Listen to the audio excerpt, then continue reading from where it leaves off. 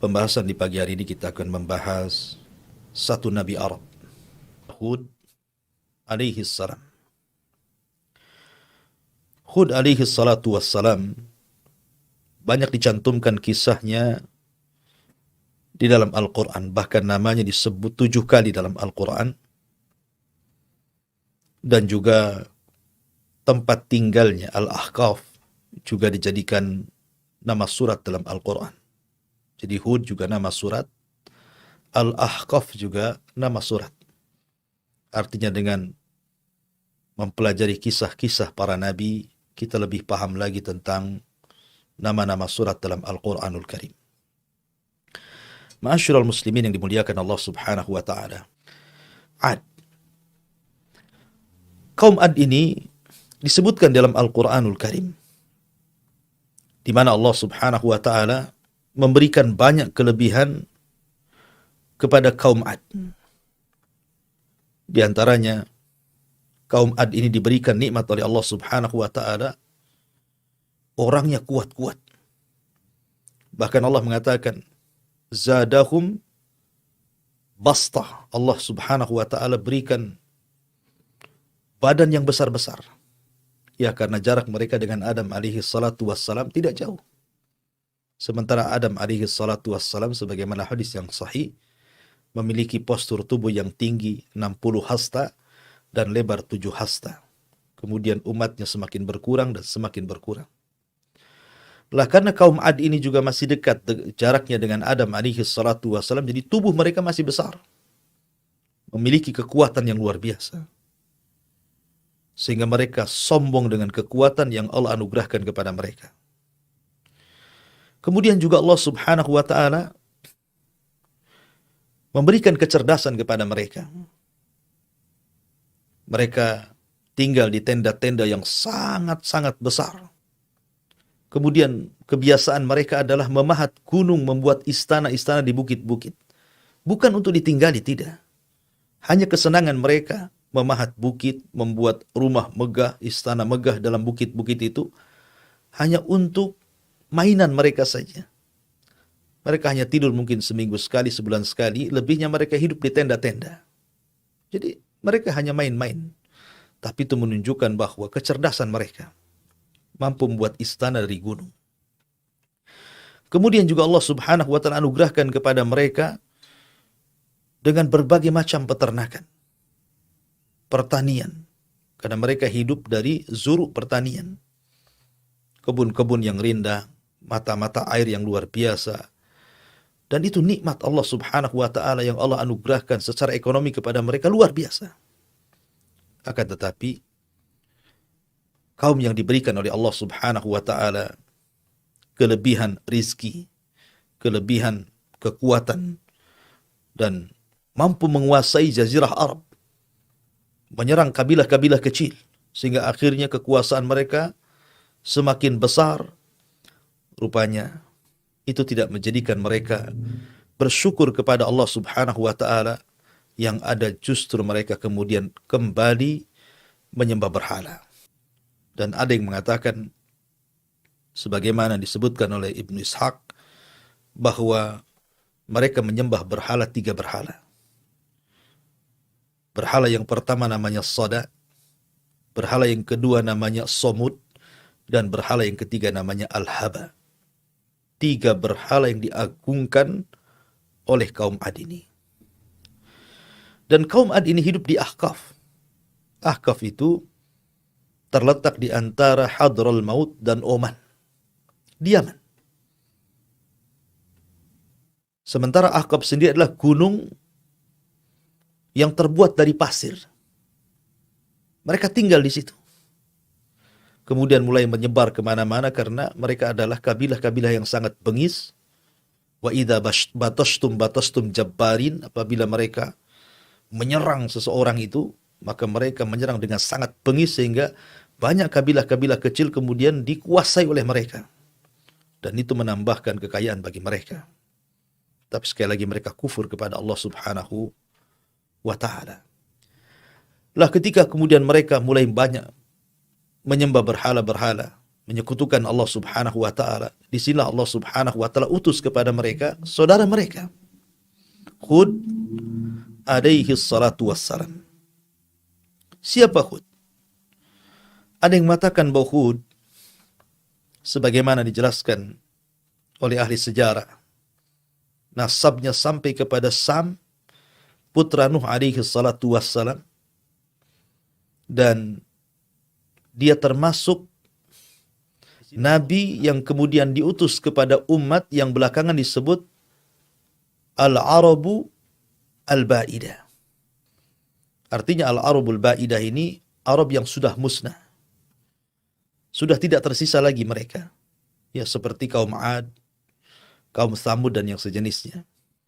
Hud alaihi salatu wassalam diutus kepada kaum Ad yang disebut dengan Al-Arabul Ba'idah. Ma'asyiral muslimin, sebagaimana para nabi yang lainnya, maka Hud alaihi salatu wassalam diutus untuk mendakwahkan tauhid kepada mereka. Dan itu banyak kemudian dijelaskan di dalam Al-Quranul Karim, bagaimana Hud alaihi salatu wassalam mengajak manusia kepada tauhid. Dan kita tahu bahwa fitrah seorang nabi pasti diutus dari kaumnya. Sebagaimana Allah mengatakan, wa ila adin akhahum Hud. Dan kepada bangsa Ad, Allah utus saudara mereka Hud alaihi salatu wassalam. Kenapa Allah katakan saudara mereka? Karena Hud terlahir di tengah-tengah mereka. Mereka tahu sejak kecil siapa Hud alaihi salatu wassalam.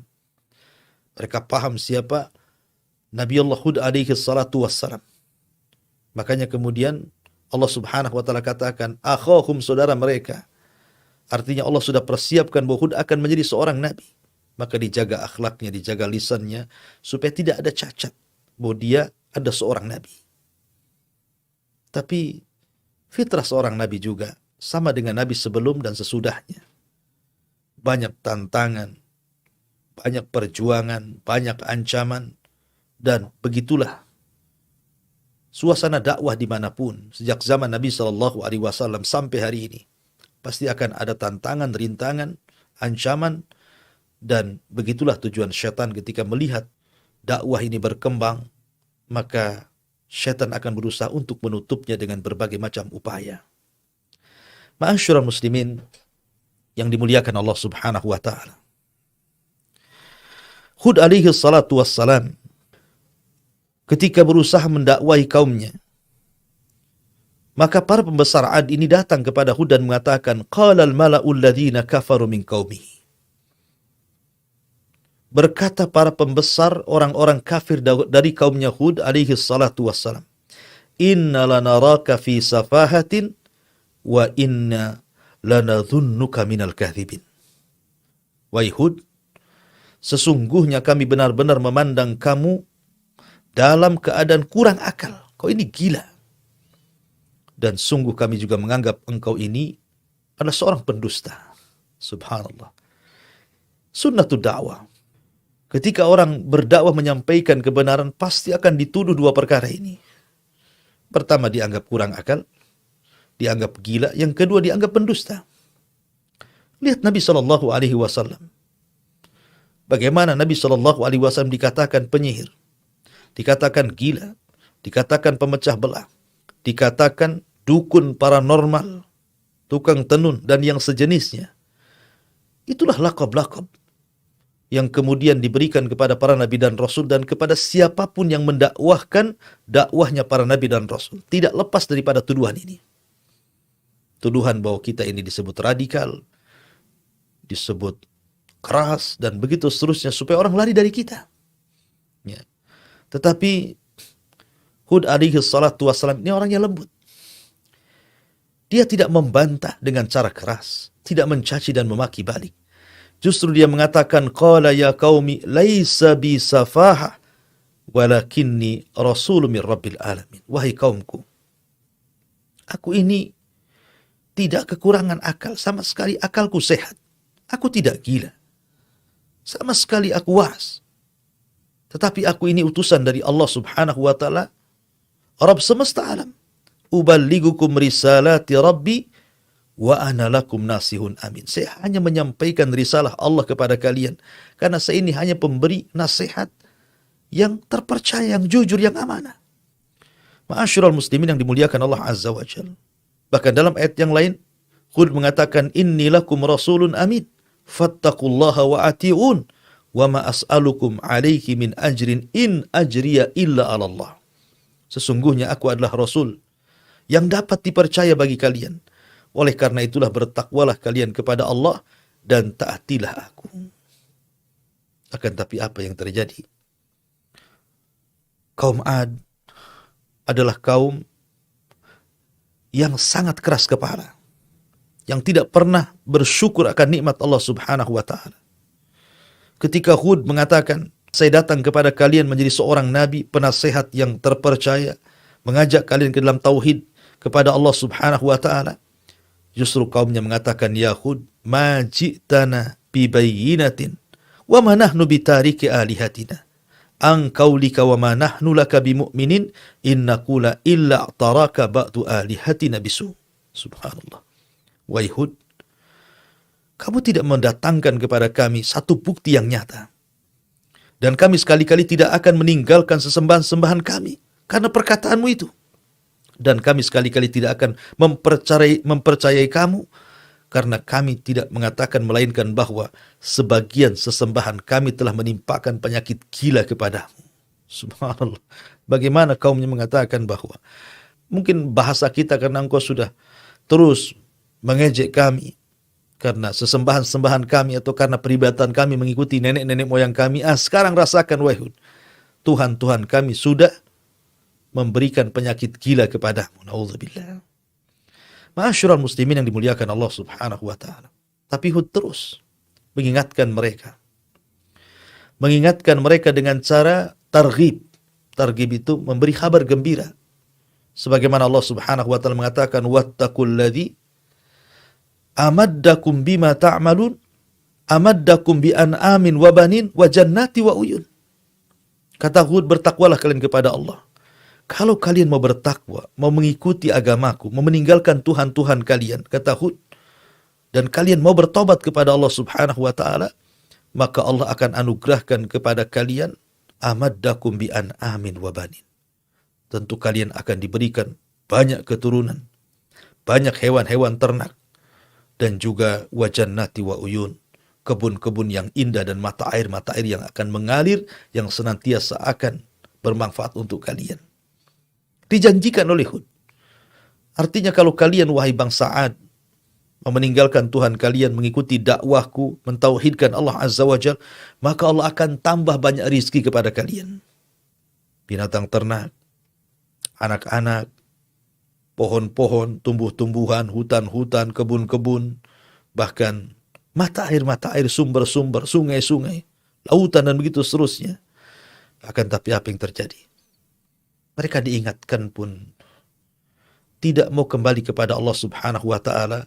Yang ada kemudian mereka berusaha untuk menghalang-halangi dakwah Hud alaihi salatu wassalam. Ma'asyiral muslimin yang dimuliakan Allah Azza wa Jalla, apalagi Al-Quran menyebutkan bahwa kaum Ad ini tidak percaya dengan adanya kebangkitan. Mereka menganggap bahwa setelah mereka mati, ya sudah, mati saja, tidak mungkin dibangkitkan lagi. Dan itu perkataan mereka, bahwa mereka itu menganggap bahwa hidup mati mereka itu hanya karena waktu saja, bukan karena Allah Subhanahu wa taala mewafatkan dan kelak akan membangkitkan. Tidak, itu hanya waktu saja. Soal mati, soal hidup itu urusan waktu. Artinya bahwa sudah sedemikian keyakinan orang-orang Ad ini terhadap dakwahnya Nabi Hud alaihi salatu wassalam. Akhirnya ketika mereka mengolok-olok Hud alaihi salatu wassalam sampai yang lebih parah, mengolok-oloknya itu sampai meminta kepada Hud agar segera didatangkan azab. Bayangkan, ya. Qalu ajitana lina'budallaha wahdahu wa nadhara ma kana ya'budu abauna fa'tina bima ta'iduna in kunta minas sadiqin. Maka wahai Hud, jika memang kau benar apa yang kau janjikan kepada kami, fa'tina bima ta'iduna, maka datangkanlah azab yang engkau selalu ancam kepada kami, in kunta minas sadiqin, jika engkau memang benar orang-orang yang jujur, bahwa azab itu akan turun kepada kami gara-gara kami nolak dakwahmu. Subhanallah. Mereka merasa aman dari azab Allah subhanahu wa ta'ala. Padahal tidak boleh kita merasa aman dari azab Allah. Karena bagaimanapun azab Allah itu sekonyong-konyong bisa saja datang kepada kita. Tapi mereka merasa sombong. Akhirnya apa yang terjadi? Allah subhanahu wa ta'ala timpakan kepada mereka kekeringan yang luar biasa. Kata Ibnu Ishaq bahwa kekeringan yang dialami kaum Ad itu sampai 3 tahun. Menghancurkan ladang-ladang, menghancurkan sawah-sawah, menghancurkan kebun-kebun, mewafatkan ternak-ternak. Akhirnya mereka pun kelaparan. Ketika mereka merasakan azab pertama berupa kekeringan, maka orang-orang pilihan mereka, 70 orang pilihan mereka, sebagaimana kebiasaan orang-orang Ad, apabila susah, mereka akan datang ke haram. Akan datang ke haram, berbunajat kepada Allah Azza wa Jalla di haram, supaya Allah turunkan hujan kepada mereka. Berangkat orang pilihan di ke haram. Sampai di haram justru mereka malah mabok-mabok, main perempuan dan begitu seterusnya, sampai ketika diingatkan baru mereka sadar, barulah kemudian mereka berdoa di haram. Apa jalan keluarnya? Bagaimana cara penyelesaiannya? Bagaimana caranya supaya terjadi hujan lagi? Setelah mereka ikhlas berdoa, tiba-tiba ada suara dari balik awan. Dan mengatakan bahwa aku memberikan kalian 3 pilihan. Akan kukirimkan 3 awan. 1 awan berwarna putih, 1 awan berwarna merah, dan 1 awan berwarna hitam pekat. Tinggal milih. Akhirnya serempaklah 7 orang pilihan mengatakan, kami menginginkan awan hitam. Karena alasannya awan hitam itu banyak isi airnya. Hujannya bisa lebat. Itu menurut mereka. Maka setelah itu mereka pulang sampai di Yaman. Rupanya betul Allah subhanahu wa ta'ala kirimkan awan. Kirimkan awan sesuai dengan permintaan mereka. Awan yang sangat hitam pekat. Dan Allah subhanahu wa ta'ala gambarkan dalam Al-Quran. Falamma ra'auhu 'aridan mustaqbila awdiyatihim. Qalu hadha 'aridun mumtiruna bal huwa masta'jaltum bih rihun fiha 'adzabun alim tudammiru kulla syai'in bi amri rabbiha fa asbahu la yura illa masakinahum. Maka ketika mereka melihat awan pekat hitam itu menuju lembah-lembah mereka, kebun-kebun mereka, ladang-ladang mereka, dan sebelumnya mereka mengalami paceklik panas yang luar biasa. Setiap hari berkeringat. Panas setiap hari bertambah. Akhirnya kemudian mereka pun ingin mencari dingin supaya terhindar dari panas. Kemudian juga ingin mencari hujan supaya ladang-ladang mereka terhujani dan bisa hidup kembali. Ketika datang awan menutupi lembah-lembah mereka, semua kaum Ad keluar. Ingin berada di bawah awan itu. Mereka tidak sadar kalau awan itu adalah azab Allah subhanahu wa ta'ala. Makanya Allah mengatakan, falamma ra'auhu 'aridan mustaqbila awdiyatihim. Maka ketika mereka melihat azab itu berupa awan yang menuju lembah-lembah mereka, berkatalah mereka, hadza 'aridun mumtiruna. Apa katanya? Inilah awan yang akan menurunkan hujan kepada kami. Tapi Allah katakan, bal huwa masta'jaltum bih rihun fiha adzabun alim. Tapi Allah mengatakan bukan. Bahkan itulah azab yang kamu minta agar datang dengan segera, angin yang mengandung azab yang sangat pedih sekali, yang akan menghancurkan segala sesuatu dengan perintah Tuhannya. Maka jadilah mereka tidak ada yang kelihatan kecuali bekas tempat-tempat mereka. Ma'asyiral muslimin yang dimuliakan Allah Azza wa Jalla. Ketika terjadi awan itu, tiba-tiba awan itu mendatangkan angin yang sangat kencang. Kencang sekali. Menerbangkan semua yang ada di bawah. Manusianya, anak-anaknya, orang dewasanya, laki-lakinya, perempuannya, orang tua. Semua diangkat angin. Subhanallah. Sehingga Allah mengatakan, wa amma 'ad fa uhliku birihin sarsarin 'atiyah. Diutus kepada mereka rih angin yang terus-menerus. Angin puting beliung yang luar biasa mengangkat jasad-jasad mereka ke langit. Sampai Allah mengatakan, sakharaha alaihim sab'a layalin wa thamaniyata ayyamin khusuma. Sampai mereka tinggal di langit, dibawa terbang oleh angin, kemudian ditabrakan satu dengan yang lainnya, sampai akhirnya meninggal di langit. Setelah itu Allah subhanahu wa ta'ala binasakan, dilempar kembali ke bumi, sehingga Allah katakan ka'annahum a'jazun nakhlin khawiyah, seperti tunggul-tunggul kurma yang dilempar dari langit kemudian menancap di bumi dan tidak ada kepalanya. Subhanallah, inilah azab yang Allah subhanahu wa ta'ala kirimkan kepada kaum Ad, kaum yang sangat kufur kepada Allah subhanahu wa ta'ala. Adapun Nabi Hud alaihi salatu wassalam, maka Allah subhanahu wa ta'ala selamatkan dengan para pengikut yang beriman. Walamma ja'a amruna najjayna hudan walladzina amanu ma'ah birahmatin minna wa najjaynahum min adzabin ghalid. Dan ketika datang perkara kami, azab kami kepada mereka, maka kami selamatkan Hud dan orang-orang yang bersamanya dengan rahmat dari kami, dan kami selamatkan mereka dari azab Allah subhanahu wa ta'ala yang sangat pedih. Akhirnya Allah selamatkan Hud dan juga kaumnya, sementara kaum Ad dihancurkan, diluluh lantakkan, tidak ada yang tersisa satu jiwa pun dalam peristiwa ini. Lihat bagaimana Allah subhanahu wa ta'ala apabila mengirim azab pada umat-umat sebelum kita, maka tidak ada tersisa kecuali mati. Bahkan tempat-tempat mereka tidak tersisa kecuali melebur dengan tanah. Hanya sebagian kecil peninggalan Ad dan Thamud yang masih ada sampai sekarang. Tentu supaya jadikan ibrah, pelajaran bahwa kisah ini bukan cerita, tapi kisah ini kenyataan tak pernah terjadi, sampai Allah subhanahu wa ta'ala gambarkan di dalam Al-Quranul Karim.